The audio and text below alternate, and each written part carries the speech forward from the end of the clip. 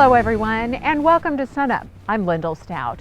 The battle against weeds is always an issue for producers, and that's where we want to begin today with some weed control options. Joining us now is Angela Post, our OSU Extension Weed Science Specialist. And Angela, we've talked a lot about the rains and how they've benefited the crops. How have the rains these past few months impacted weeds?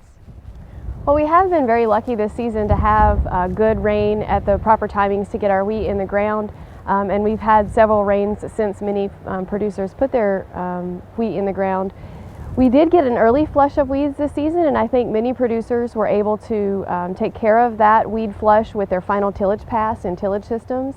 In no-till, many of our folks were able to take care of that with a burn down application. But now that we have our wheat in the ground and it's up and growing, those weeds are starting to creep back into our fields, and we're seeing those as well. And what kinds of weeds are you seeing? What should producers be on the lookout for? So right now I think many of our broadleaves for the winter are coming up. We have a lot of henbit and some Carolina gerania coming in. Some folks may also see chickweeds and some vetches as far as other broadleaf weeds go. And grassy weeds, we're starting to see our ryegrass, our cheat, our downy brome, those things come into our fields, and producers are beginning to think about herbicide programs for that. And in terms of their treatment options, let's start with the broadleaf. What kind of things do they need to be doing right now? And timing is sort of everything this time of year. Right, so many producers will try and do broadleaves and grasses together, but if you're thinking about them separately, a lot of folks will use 2,4-D or other phenoxy herbicides at this time of year.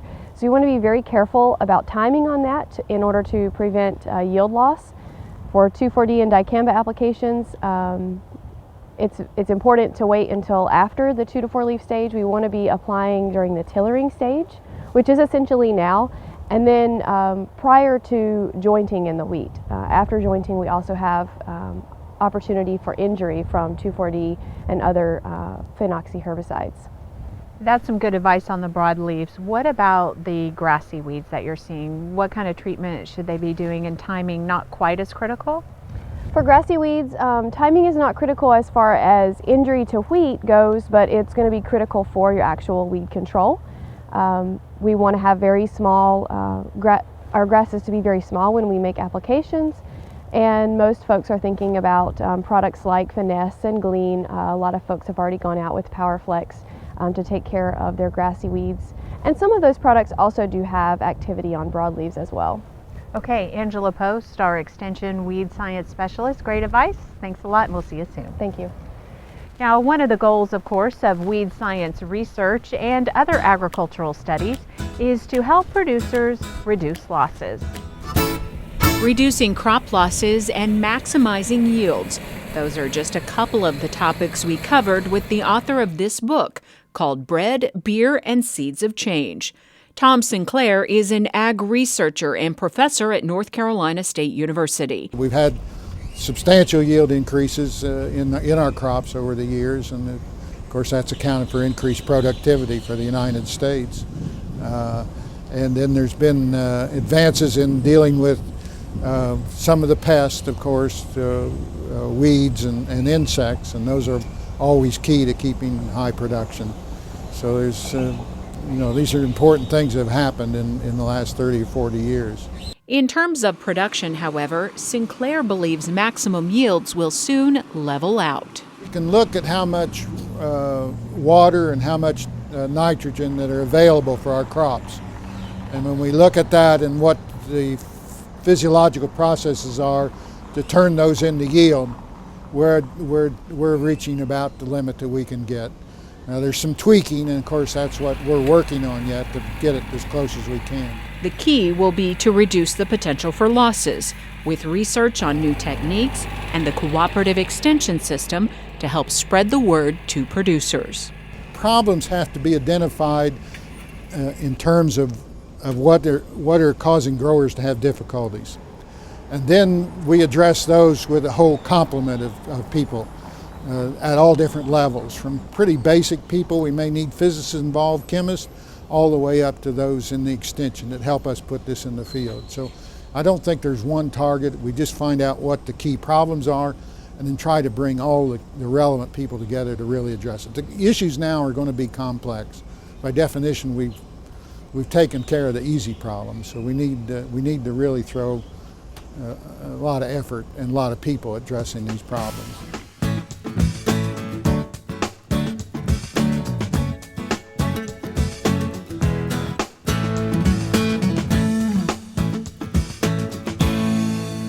Hi, I'm Al Sutherland with your Mesonet weather report. What can you check when cold weather is advancing towards our state to stay ahead of this situation? For cattle, you can monitor the Cattle Comfort Advisor. On a graph for Kingfisher from Wednesday, the red-filled area shows the past cattle comfort conditions.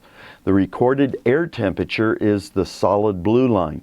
Early this week in Kingfisher, cattle comfort index values were above 50 each afternoon, with only one cold morning near 25. Turning to the forecast cattle comfort, the purple-filled area on our graph from Wednesday, the forecast predicted cattle comfort would be near 72 Thursday afternoon, dropping to 4 degrees by Friday morning. That's a 68-degree change over 18 hours. The cattle comfort forecast gave us Thursday to prepare for cold on Friday and Saturday. Checking on plant available water from the surface to 16 inches on Wednesday, values were generally above 3 inches in eastern and central parts of the state. Moving west, these values were above 2 inches in a number of locations. Values in southwest Oklahoma were below an inch. It was more variable in the Panhandle, 1/2 to 2 inches. Here's Gary with a look at our long-term rainfall and our drought status. Good morning, everybody. It's a pleasure to be talking to you this morning. And as usual, we're going to start out with the latest drought map. I'm afraid drought's still here, so let's take a look at that map. Drought intensified further across western Oklahoma, with extreme drought moving north into Greer County and moderate drought pushing north into Roger Mills County. So a general northward push across far western Oklahoma. Now I'm going to show you 2 sets of Mesonet rainfall maps to demonstrate why we have this drought intensification. First, we have the Oklahoma Mesonet drought map for the last 30 days. As you can see, it's been downright parched in some areas. Now we've had some really good rains across east central and southeastern Oklahoma. But the percent of normal rainfall map for that same time period shows the real story, with much of the state having from less than 20% of normal rainfall to about 80% of normal rainfall for that same time period. Now a few spots did manage to come in above normal at least, so good for those folks because we have had drought intensifying. It has been dry. But let's go back to the date when we started to see drought re-intensify this summer. This is the date when it did start to re-intensify across much of the state. And as you can see, for this period, August 17th through November 20th, much of the state was again well below normal. In fact, the August 17th through November 20th period was actually the 18th driest on record for that period since 1921 for the state as a whole.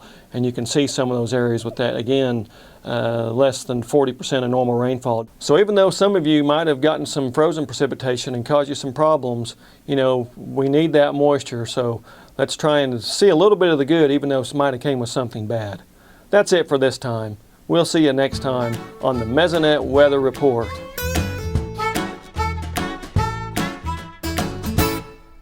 Joining us now is Daryl Peel, our livestock marketing specialist. Daryl, let's talk a little bit about record prices that we're seeing in some parts of the market. You know, the cattle industry and beef prices pretty much across the board, we're either at record price levels or very near to it, depending on exactly what class of cattle you look at.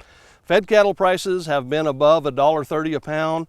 For the first time in the last 4 weeks, it's averaged that for the last 4 weeks. Choice box beef is back above $2 a pound. We've been there once before briefly earlier in the year, but this is, you know, essentially at record levels.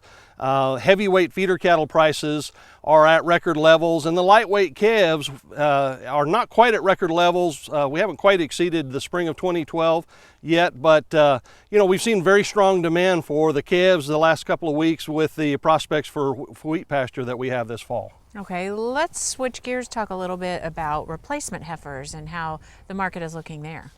You know, with the herd rebuilding that we think is beginning now, we've been seeing for the last month growing indications around the country of heifer, replacement heifer demand showing up in our normal feeder market.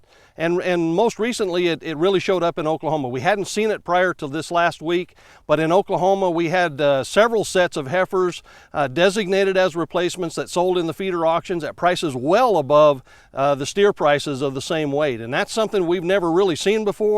It's something we've been anticipating would happen for several months, and it seems like it's here now and probably will continue for quite some time to come. With these high prices, we like to talk about that, but there's also some vulnerability for ranchers, and that's starting to make news now. You know, the value of these animals is unprecedented, as we've said, and so things like theft and death loss are a much bigger deal to producers now, and so we have to build those things into our management.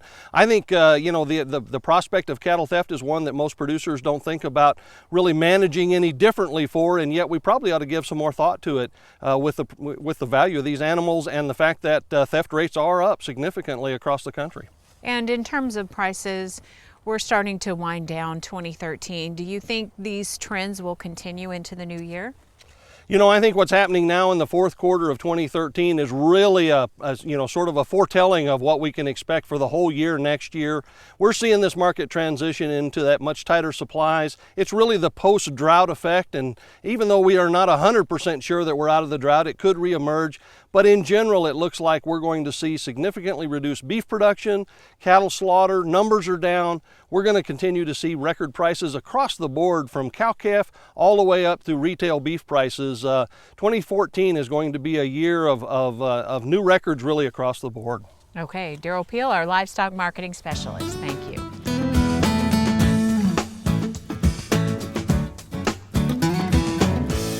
We've all heard it said that success occurs when opportunity meets preparation.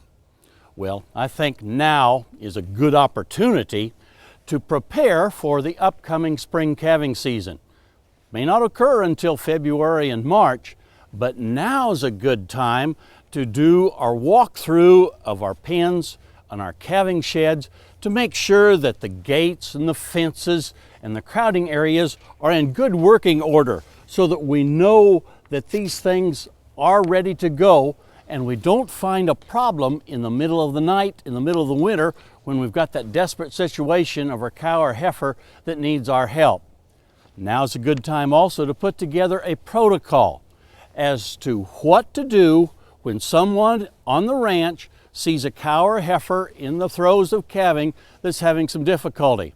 Who do they get in touch with? Where is the number of our local veterinarian so that we can call he or she and get them to our operation or get the heifer to their clinic in time to do the best job of saving both cow and calf. Now would be a good time to put together what I call our calving kit. Such things as having those plastic OB sleeves ready to go, finding a non-detergent lubricant. Such things as a non-detergent dishwasher soap will work real well as a lubricant. A non-irritant antiseptic so that we can be very, very clean and careful as we're working with that cow or heifer that needs some assistance. Let's find the OB chains, make sure that they're clean, we've got the handles available, and if we're going to use mechanical calf pullers, have those on hand as well. And don't forget simple items such as a big roll of paper towels or some old towels to include to wipe off those areas to make sure that we don't introduce some bacteria into the reproductive tract of that cow or heifer that we're working with. How about a flashlight? And making sure that there's extra batteries available. We can put all these things in a big, say 5 to 10 gallon stainless steel bucket and have our OB kit ready to go and make sure that everybody on the operation knows where it is and can reach it so that they can bring it to you if you need that assistance. Preparation to meet the opportunity of that spring calving season is really, really important. And one more thing that you can do to prepare is to download and read our OSU fact sheet on calving time management for beef cows and heifers, you can go to the SUNUP website. That's sunup.okstate.edu. Look under show links. Download that particular publication. It's E1006. It'll give you a lot of information about helping cows and heifers at calving time. And we look forward to visiting with you again next week on SUNUP's Cow-Calf Corner. Now to the area of ATV safety. In only a few short years, the Ride Safe Oklahoma program has made a lot of strides. And now there's a way to take the first steps to learn about riding safe without ever leaving your home. You might have to help each other push them over there, okay? So, ready to do that, guys? Mike Klump and a group of high school students are setting up a rider course in Stillwater. First up, unload the machines and push them to the nearby field. Set up the cones on the course and do a visual inspection of the four-wheelers. Helmet, gloves, and goggles on, and a few safety reminders. Then it's time to go. And while it looks like a lot of fun, young people who take these hands-on courses are also learning critical thinking and judgment skills that they'll use the rest of their lives. Since launching in the spring of 2011, ATV Ride Safe Oklahoma has trained 16 licensed instructors. Volunteers are also doing classroom work. We've been to classrooms working with schools, different age groups from 3rd grade and up through high school. With our classroom education, we're trying to get at least 2 hours of education with them in a classroom setting, using our National 4-H ATV Safety Leaders Guide curriculum, which is very hands-on. So far, nearly 6,500 students have been exposed to ATV safety in the past 2.5 years in Oklahoma, either in the classroom or through the rider course. The program is run through a coalition that includes the Oklahoma 4-H program and OSU Cooperative Extension, the State Department of Health, OU Medicine, and Oklahoma Farm Bureau, to name a few. People like 15-year-old Jacob Sestock of Prague reap the benefits. Around our farm, we usually chase cattle, often with four-wheelers. We believe in what we call the mechanical horse. So you have to just be a lot more aware of your surroundings. We got to where we were able to know everything around us and know exactly what would cause each hazard, and going through everything in our mind exactly what we need to do in case this happens, playing the what-if game, if you will. And that what-if game can quickly turn into reality. We were riding in the pasture, and I kind of went a little too fast around a corner and felt the wheels come off, and then I started to realize, oh, it is true, it can happen. I did what he tells us to do, leaned a little bit more into it, and the wheels eventually went back down. And now even more people are getting the safety message, thanks to this class that's offered online. And then the new online ATV Safety e-course, which is offered through the ATV Safety Institute. That program, last year we saw approximately 700 students that completed that program. Our goal this year, before December 20th, is to have 1,000 students complete the online ATV Safety e-course. There's a lot of people that don't know much about what safety is. We thought we did, and we didn't know anything. We didn't have much of a clue. So I mean, if we, as people that have used them ever since they came about, didn't know very much, then there's a lot of people out there that have problems as well. You can see across the nation, across Oklahoma, that many people have injuries, disabling injuries, as well as deaths from four-wheelers. And I believe if they go through this course, they will get to the point where their safety mind is set along with their riding mind so that they can prevent these deaths and injuries. Which is exactly what safety experts like Mike Klump have in mind. Even though his team has reached thousands, he says this is just the beginning. I think the young people that have gone through our program and the adults both, I think they have a better understanding of what they need to do to operate that ATV. So I think we have caused that to happen. It takes a while for a program to really show end results for not just 1 year or 2 years. You have to have some long range things there too. To keep the momentum, another group of licensed instructors will be trained, new equipment put into the mix, and more schools involved. All to keep those nearest and dearest to us, making safety their #1 priority. The two young people you just heard from, Jacob and Elizabeth, have been involved in producing videos geared toward ATV safety, and Jacob is the national award winner in his area. For more information on Ride Safe Oklahoma and the new e-course available online, just go to our website, sunup.okstate.edu.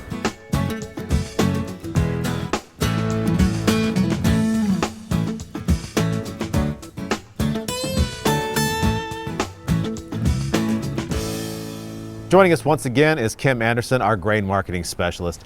Kim, as we go back to late September, we saw the Kansas City March contract climb about 72 cents over 5 weeks and then pretty rapidly drop off again to that same level, but over 19 days.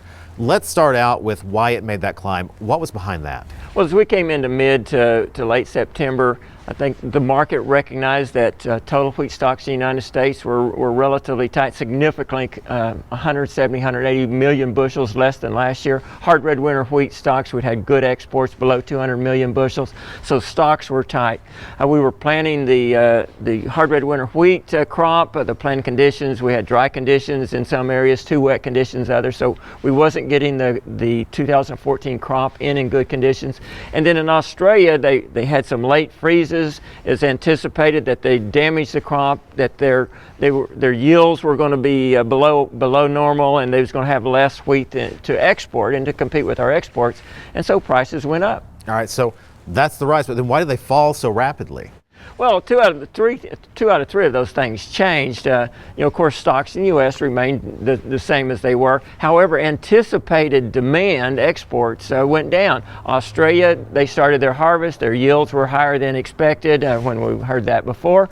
And you look at the planting conditions in the Great Plains with the hard red winter wheat and the soft red winter wheat. That crop went in good condition, and the crop condition reports has good to excellent. Better than 60%.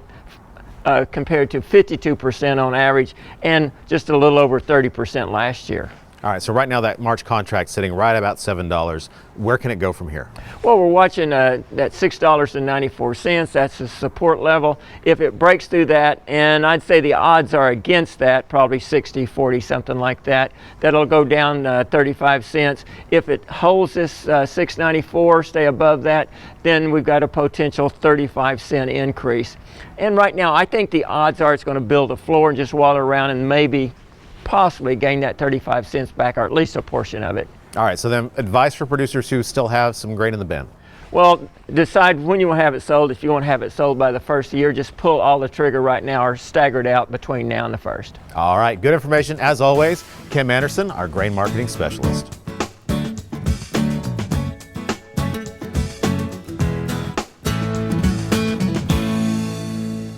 Hi, welcome to Shop Stop. Today we want to talk a little bit about tape measures and making sure that your tape measure is actually accurate. So, you've got two tape measures and you're starting a project. Whenever you start a project, it's always best to stick with the same tape measure you begin the project with and throughout the project. And the reason being is that sometimes they do not measure the same. You got a little bit of play here on the ends that allows you, to catch this on the edge of whatever you're measuring. But if this end piece moves too much, now you'll be inaccurate at the other end. Correct. So the way to check that, of course, you can just measure a piece of whatever it may be, a piece of lumber, is what we have here, and measure it and then compare it to the other tape measure to see if they're the same. So you put them, again, measuring the same item allows you to compare them, but as Wayne said, stick with one when you finish to do the whole project. Otherwise, your dimensions will be shifting back and forth. Right. So there's one tip with tape measures. Another one is if they get sticky on you, you can take a little paste wax and run along the tape here and clean them up a little bit and make them ride a little smoother coming in and out of the box for you. So there's some tips on using tape measures. We'll see you next week on Shop Stop.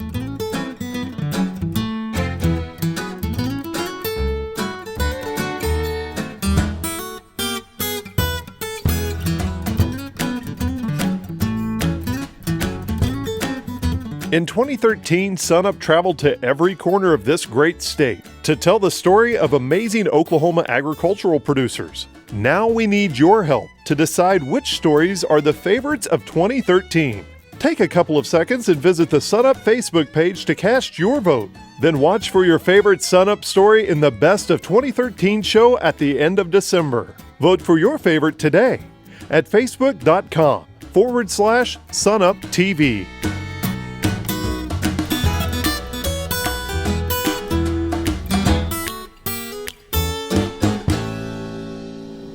The nutritional label is broken down into three main sections: The first section is the serving size information.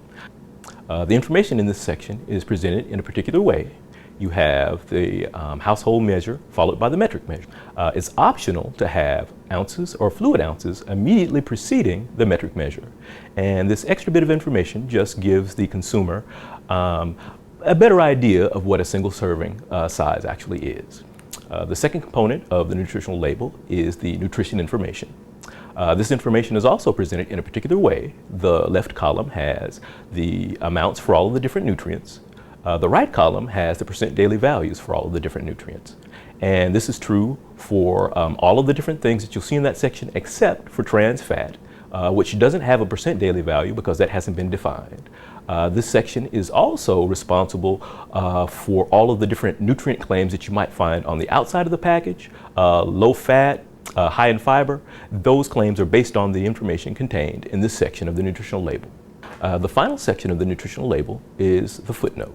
The footnote has information contained that calculates calories per gram of carbohydrates, fat, and protein. It also has targets for different nutrients based off of the calories in your particular diet, 2,000 or 2,500. And it also mentions that the information contained in the nutrition section of the nutritional label is based off of a 2,000 calorie diet.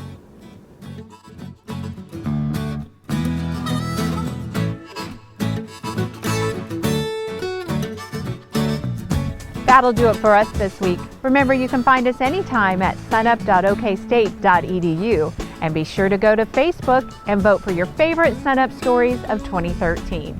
From the Cimarron Valley Research Station in Perkins, I'm Lyndall Stout. We'll see you next time at SUNUP.